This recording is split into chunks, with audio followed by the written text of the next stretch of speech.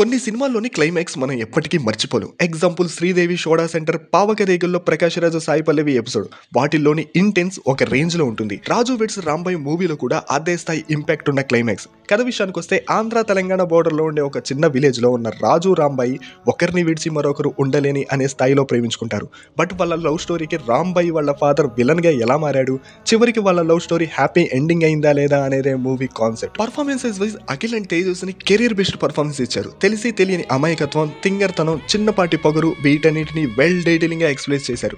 ఇక చైతు జొన్నలగొడ్డ క్రూయాలిటీ, మొండితనం ఉన్న ఫాదర్ గా రాక్షసత్వాన్ని చూపించాడు. అలాగే ఫ్రెండ్ క్యారెక్టర్స్ చేసిన వాళ్ళ నుంచి కామెడీ కూడా బాగా వర్కౌట్ అయింది. Mainly memory card scene and customer care scene కి థియేటర్స్ లో క్లాప్స్ పడ్డాయి. అనిత గారు నేచురల్ గా కనిపించారు, బట్ యాస కోసం వేరే వాళ్ళతో డబ్బింగ్ చెప్పించారు మైనస్. ఆల్మోస్ట్ 25 years తనని చూస్తున్నాం. తన సూర్యుడు డైలాగ్ ఎంత ఫేమస్ స్పెషల్ గా చెప్పాల్సిన పని లేదు. అలాంటి తన పర్ఫార్మెన్స్ కి వేరే వాయిస్ తో చూడడం అస్సలు సింక్ అవ్వలేదు. ఫైనల్లీ డైరెక్టర్ సాయిబా తన దగ్గరుండి చూసిన ఒక రియల్ ఇన్సిడెంట్ ని స్ట్రైట్ ఫార్వర్డ్ గా ఒక షాకింగ్ ఫ్యాక్టర్ ని ఇంపాక్ట్ఫుల్ గా చూపించారు. క్లైమాక్స్ లో చూపించిన పాయింట్ అయితే వామ్మో ఇలా కూడా చేస్తారా అని షాక్ అవుతాం.